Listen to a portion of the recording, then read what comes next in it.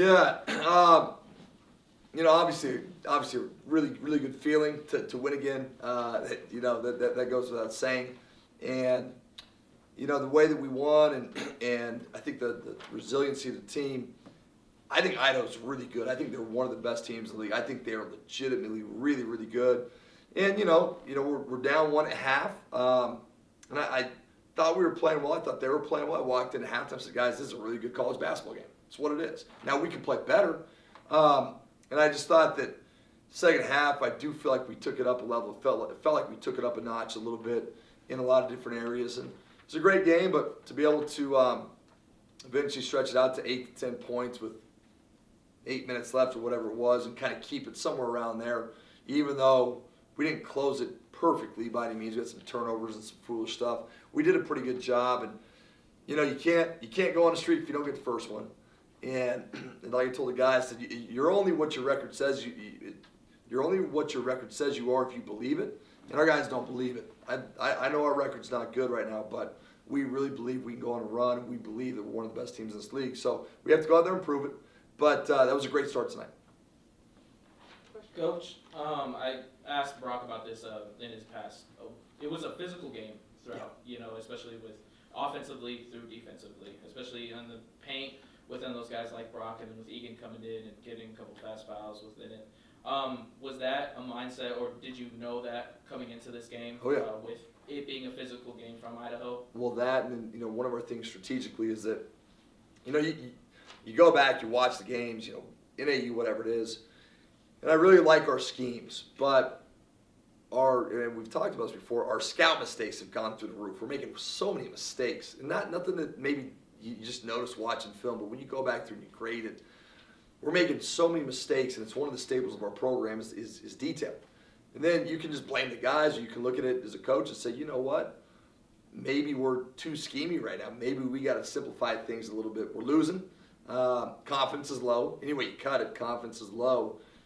And the old school quote, the more your players think, the slower their feet get. And we're just a step behind it. We felt like we were a step behind. So we really reduced our game plan defensively to simplify some things in the ball screen coverage.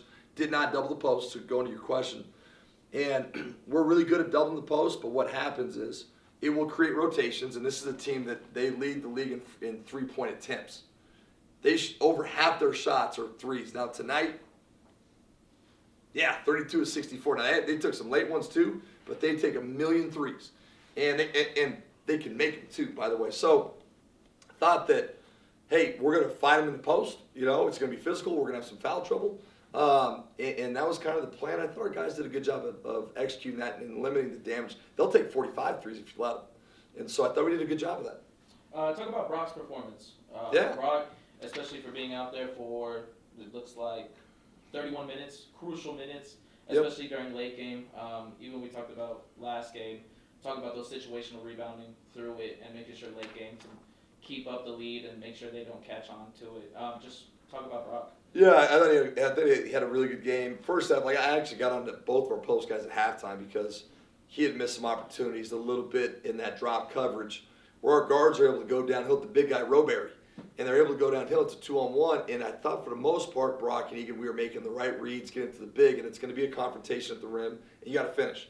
And we turned the ball over, and we didn't finish, and I was like, hey, we got to, bigs, we got to play better. And I thought Brock was fine, but I thought his second half was awesome. And first play, second half, we called the pop three for him, and he banged it. And then, of course, he went down the other way, and we fouled the three-point shooter and gave all those points right back. But it was great to see, he wasn't great in the first half. He was good, but right before the start of the second half, I said, you gonna make this? He's like, yeah. I said, all right, man. So, we let him chuck that one up. He banged it. And again, I just thought his overall pace was good. I thought he did a lot of good things. Yeah. What does it mean, Coach, to get back in the win column after this crazy stretch? And now you guys, get a little main streak going here, perhaps? It means everything. Literally everything. Again, at the end of the day, you got to play your best basketball in March. You got to play your best basketball in Boise. But, when you've won so much as a program and as players, and all of a sudden you can't win, it starts to mess with your mind a little bit. And then it's cool to see all the people that stay positive and just reach out to you and they're like, hey, checking on you, keep your belief up. But there's also that negativity. There's some real negativity when you start losing. There's some people out there that you know, I don't know if they care or not, but like they really like people love to attack people.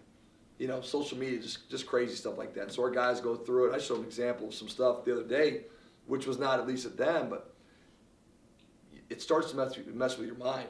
And like the old two wolves thing, right? I've talked about this a little bit, but like, hey, you get the one wolf, feed you positivity and hope and joy and optimism. You got that other wolf, man, that's in there saying you're not good enough, you stink, you know, this, and it, like we told the guys after, and he said, what wolf are you listening to? Like, what wolf are you, like right now? We know we're 1-7 or whatever, like, what wolf are you listening to? And now we're 2-7, but at the time, right? So, yeah, it means a ton because you can't have a streak if you can't get the first one. And we haven't gotten a win in a long time. And it's only been 3 weeks. This is what's so crazy. It's not like we haven't won in 3 months. But 3 weeks and all these games we've played, it has snowballed so quick, right? So to get back on the winning track and be able to flip it back, it's a great feeling. Let me follow up on that one there, Coach. I mean, you just mentioned social media.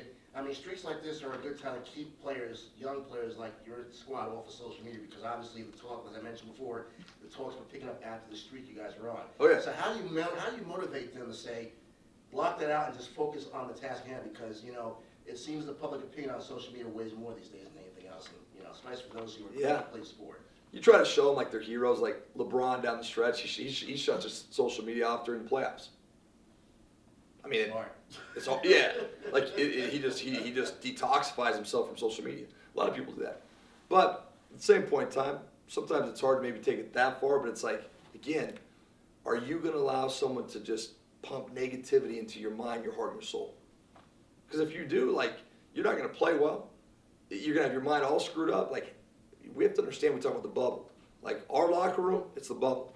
It's 22 people in here. So it's players, it's coaches, that's the bubble. And like in this bubble, we all believe in each other and we all fight for each other. Yeah, we're gonna coach and hold you accountable, but like at the same point in time, like we love these dudes. And so like again, I'm proud that they've stuck together. If you would have walked into practice Monday, Tuesday, or Wednesday, you'd have no idea we were on a five game losing streak. These dudes were popping around and they're juice, and I was like, hey, let's make sure we do this on Thursday. And they did, right? But like it was a great week after all that negativity, so you just gotta stay the course. Yeah, 35-10 for Quinn, season high in points. What was working for him tonight? Yeah, his challenge, it's not just 35, it's 35 on 17 shots, not 35 on 28 shots. Okay. Anyone can have volume and this and that, but like, I think like going to Quinn after the Sacramento State thing, he put so much on his shoulders in that stretch. Statistically looks fine, but like was not efficient. Little things, was playing off one as opposed to playing off two, was just pressing. It's like the key word, he was pressing. Quinn's greatest strength is Quinn's not afraid of anything. And he looks at it and he's like, I'm gonna fix the problem. That's why Quinn's great. Quinn's greatest weakness is his greatest strength. When you say, I'm gonna fix everything, you put too much on your shoulders. And so he was a stressed player. I thought it started to turn a little bit in the Montana State game. I thought he played really well against NAU. And even tonight, not just because he scored 35, he had 10 assists. To be honest, he should have 15 assists. He pocketed those bigs multiple times, they just missed. Literally, he could have like 35 and 15. And then I thought he did a great job guarding too. I thought our defensive effort as a team was great. So, yeah, like, we can't expect Quinn to have 35 every game, but at the same point, it's in him. And obviously, when he plays well, we're hard to beat. Plus 7 rebounds. Yeah. I should have said when I opened up that close question. to the triple-double. That's a pretty nice night. It's amazing. It is. It's like historically great. Like literally, like there can't be many 35-10-7s. If we went back to that, now you got to look at it, Brooke. So like, but like, it's like it has to be one of the better games in the past decade or whatever it is. It's a great game. At the risk of being a wolf, maybe 35-10-7, and you needed him to do that tonight. It looked like. Sure. How do you evaluate that then? That you're not going to get 35-10-7 every night from anybody. How do you look at that, Steve? How do you look? You know way more about this game than I do, and it's great that you won. You got to be thrilled. But how do you look at that though? think you look at it How like, do you evaluate that? yeah, it's like, if I'm looking at their side of the box where Jackson Rasmussen had 26. Yep. He averages about 13. Okay. So at some point, players make plays, right? And so, they got to look at it too and say, man, we got a 26-point game from Jackson Rasmussen. It wasn't enough, right? It's like we can look at both sides of it. Okay. But, that's the beauty of it. There is tremendous pressure production-wise on a Quinn, on a Brock, on a Zach. But, look at a Ring Neary, 9 points, 10 rebounds, okay? Ibu averaged about 10. He only had 4 tonight. So when you're like, well, yeah, Quinn was great, but Ibu, production-wise, didn't produce as much as he usually does. And I just think kind of at some point, water finds its mark a little bit. But, yeah, going to your point, we can't assume he's going to be at 30. That's not realistic. But if he just plays the way we need him to play, take what the game gives you. And that's what's cool about Quinn. 35, but he's leading the league in assists too. And we've always told him that's just as important to us, is that because if it's all about you and this and that, and guys they're not going to play as hard. And he's always embraced that, and so he's finding other guys. He's doing a good job of that. Ibu with 7 boards too. Yeah. Which is one of his better ones of the year. Absolutely. Arik, how about Arik? Yep. Those 8 minutes were critical. He was awesome. In the 3 for 4 free throws, he was shooting 20% from the free throw line coming in tonight. Small sample size, but still. Those are critical free throws to get us back over the hump. And he hit them all, at least 3 or 4. So, yeah, it was just a bunch of great stuff. You kind of said this, but I want to just ask directly, if I may. What was different tonight from the previous Big Sky games? Nothing. Just 0. That's what's crazy about the streak. Everyone's looking for the problem. It's nothing. And that's why it's been so confusing that we can't win a game.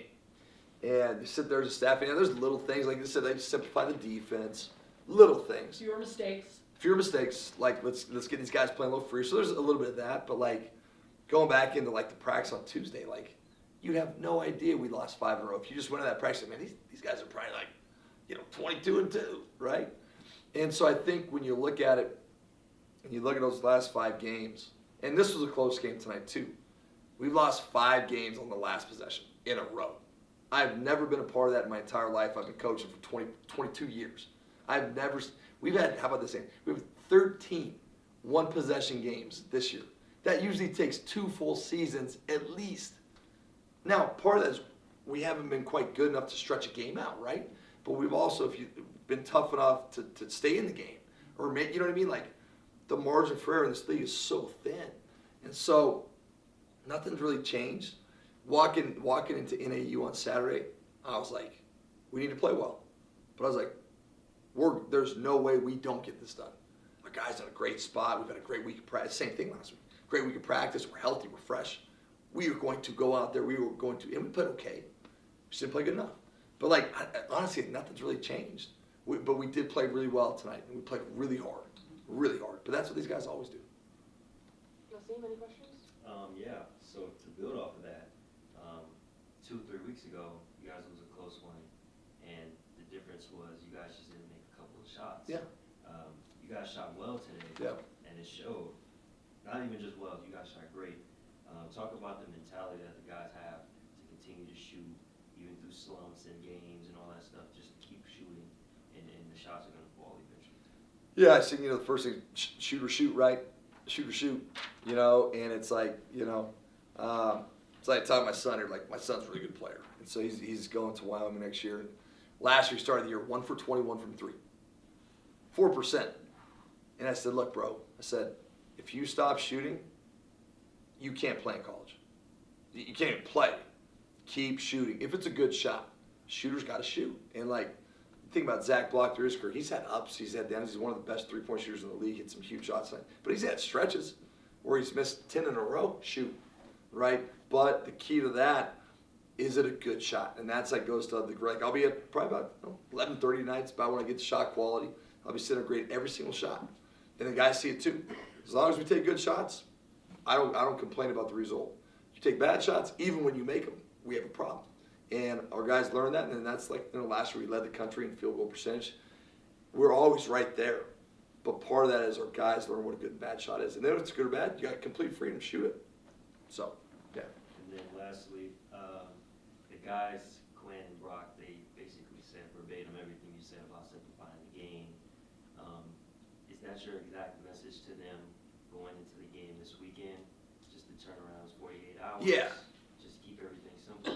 Yep. Every game presents its own challenges, its own personnel. Like, how you gonna guard Isaiah Moses? What are you gonna do with the two bigs? Like, what are you gonna do with Kyrie Huey? Like, so we still have to have a plan and a scheme. But I do think at the end of the day, for this current team, like we looked at last year, like, man, we were so schemy, but we had 7 veteran players playing, like old veteran players. What's blown my mind is that it worked earlier in the year. If you go back and watch CU, there's a reason we beat them. Like, the scheme, it worked. And then in this stretch, it's not like we've added anything. We just kind of take this and this from the buffet plate. This will work. You know what I mean? Stuff we've been working on since June. But for whatever reason, the last 5-6 games, it ain't working. So I could be stubborn and say, oh, God, or say, look, let's pump the brakes. Let's slow down. But you better, the whole thing we told you better play hard. And they did. So, like, yeah, I think going into the game, like, I would assume it would be pretty simple again, and just be simple, go out there and fight them. Any other questions? Good. All right, thanks everybody. Taylor, 2 halves, you guys turning things up in the second half. What was the difference? I think this is going to be a weird answer to your question, but it is the true answer to the question. This entire week has prepared for this. I'm really grateful for the team that we have and how resilient we are, just because of the shortcomings from the last couple weeks and just the one possession games going the other way.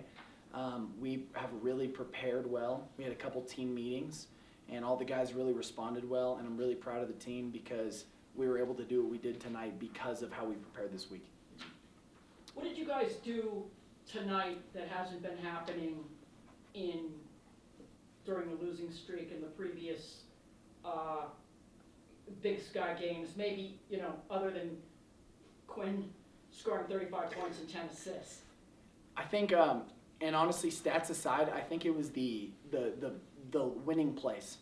I think in the last couple games there have been a couple plays that we made mistakes on that tonight we made and completed the plays, and then those allowed us to go on runs. Because before we were always just like one play away from going on a run. We would score 2 buckets and then we would turn it over, or we would not get it inbounded, or we would foul somebody. And those are just little things that are just paper cuts. We call them paper cuts because eventually, if you get enough paper cuts, you'll bleed out. And so we eliminated the paper cuts, and we just kind of instead of like allowing those plays to hurt us, we turned those plays in our favor. Eliminated mistakes, yes. Essentially, yep. then, right? I also think, just to elaborate off what Q's saying, he mentioned that we had like team meetings and like some player meetings, and I think one of the biggest takeaways was our energy. So sometimes it feels like we're just trying not to lose instead of going out there to win and just having a little bit of swagger almost. And I think the second half and the first half, we just really tried to make that a focus, from the guy at the end of the bench all the way up to guys playing. And you see that with ring dunking, like those lobs and just getting high for and ones. It helps with our physicality, getting to the free throw line, which we haven't been doing in the past. And I think that when we have that type of energy and it's just fun to play, that's when we're at our best. 100%. Coach said earlier this week, or recently, or not too long ago, that you guys needed to simplify things. You needed to not overthink. You needed to simplify things, like just kind of play. Mm-hmm. Did that happen tonight? I think it did. Yeah, it absolutely did. We when coming up preparing for the game, we did simple stuff in practice offensively, and he told us before the game. He said, "Hey, all that stuff we're only going to do what we did this week." Mm-hmm. And I don't think that it's a knock. It's just him working with our team what we'll be best at, and you see that tonight, whether it's getting to simple ball screens or getting to simple actions, just putting the ball in certain spots. So just realizing it's more about how we do stuff rather than all the little schemes sometimes. The coaches have been incredible, yeah, too. Like during this entire thing, they've never wavered, never lost faith. They've been coaching their butts off, and I think that's one area where I think they're the best coaches in the league for a reason. And I think tonight showed that, just because they're able to, put their egos aside and be like, look, we need to simplify this. We need to remove this thing. We need to change this thing and do whatever it is to help our team be put in the best place to win. Certainly it's frustrating, but you have to fight through it, right? I mean, you got to just keep playing. I think Coach, when he was in here earlier this week, I think he said there was frustration, certainly. There's going to be. You're losing a bunch of games. You're losing close games. That hasn't happened here for a while. Mm-hmm. But you got to fight through it somehow, right? hey, you got to be resilient. And that's why I'm proud of this team and this coaching staff and this university, is because everyone's been resilient. Yeah, it's one step at a time, and like our locker room is still probably one of the best locker rooms. We're still bonding together, and we're still supporting each other, and it's only love. And I think that is the reason that this team won't fall away ever completely. Even with that start, we still believe that we're one of the best teams, and we're going to go out there and play like it. So. Yeah, Brock. Physical game, from defensively to offensively. But you guys got 44 points in the paint. Talk about your guys' mentality within it, because even when Egan came in, there was some fast fouls from him, and then you're gonna have a physical game with I believe his name's Brody, and then also from Seth Jova. Just talk about that mindset game going into it. If you knew it was gonna be physicality. I think that we absolutely did. The two things they do is they shoot a lot of threes and they go to the post. And coming into it, we knew that we had some of those fouls. Honestly. We shouldn't have had, it was a little bit of not having enough discipline, but at the same time, we'd much rather be physical and get those fouls rather than be scared or soft, right? And so I think that played into it. I think Egan did a good job bringing physicality and just realizing that throughout this game, we can't be the one taking punches. We got to punch back, and we got to be the first to punch. And I think that's where it starts. For Quinn, from a point guard standpoint, that's the control. That's where you have to bring up the ball. That's where you have to set up the offense and see what's going on within it. But it seems like they're defensive players, especially when they're guarding you, like kind of bouncing off that physicality game. What's the control within it? How do you control yourself within it to not be aggravated from it, but to stay controlled and stay poised within the game? I mean, just experience and practice. Pushing each other every single day in practice is important, because if you're not seeing that type of physicality and that type of aggression in practice, then you're definitely not going to be prepared when the lights turn on. So honestly, I think it's just my teammates pushing me as hard as they can every single day, and I'm pushing them as hard as I can every day. I would say that's how you prepare. It's all about in the preparation and the practice. What's the message to the guys right after this game, especially getting back into the win column, feeling that weight off your guys' kind of shoulders and just moving on forward now? On to the next. Yeah, Saturday. So we're like quick turnaround. We play at 2 on Saturday. It's less than 48 hours, and I think that we have a mature team when it comes to having good practices. So we'll come out and prepare well, and on to the next. You guys showed a lot of composure tonight. It's a really good Idaho team. What are the best ways you guys can build off this momentum of a win like this against a solid team in conference? I mean, I think it's just a kind of a gut check game. We've had all these one possession games, and we were like, man, we don't want to be in a one possession game anymore. And so we really dug in and we guarded our butts off, and we were just like, you know what? No matter what happens, we know that God will handle it. We kind of go into every single game knowing that we're just going to go out there and do our best and let him handle the rest. And I think our team did a really good job of that tonight, and just continuing every single possession, we're playing as hard as we can. Yeah, I mean, what I would say is just, to carry that energy. It was a lot of fun playing tonight. Yeah, it was. And I think that just, being able to use that momentum into the next and say that, this isn't a one-off thing. Like, we got to be able to bring that energy every single time. We see how it looks like tonight. We see how it feels. And, just being able to take that and just build off of it is great for the team. 100%. Actually, Quinn, you get 35 points, matches the jersey number, new season high. Were you feeling it? I mean, what's that like to play in that kind of a situation? I don't know if that's the zone, that you hear so much Flow about. state. Flow state. What is it? The flow state. Flow state. Yeah, I would go Google that when you get home. I will indeed. It's a real thing. I don't know. I think when you work as hard as you do, and we've seen it from a bunch of different performances from guys this season on our team. Brock's been in it a bunch, Zach's been in it a bunch, and I think when you play as good of an opponent as Idaho, you got to raise your level. But then it also comes with not like Brock alluded to earlier in your question from earlier, not thinking. Like it was if you think your feet are slow. And so when you go into a game completely prepared and then you kind of just do your best and let God handle the rest in free flow, sometimes a performance like that will just happen. Had a good time. Yeah, 100%. Michael, any questions? I'm good.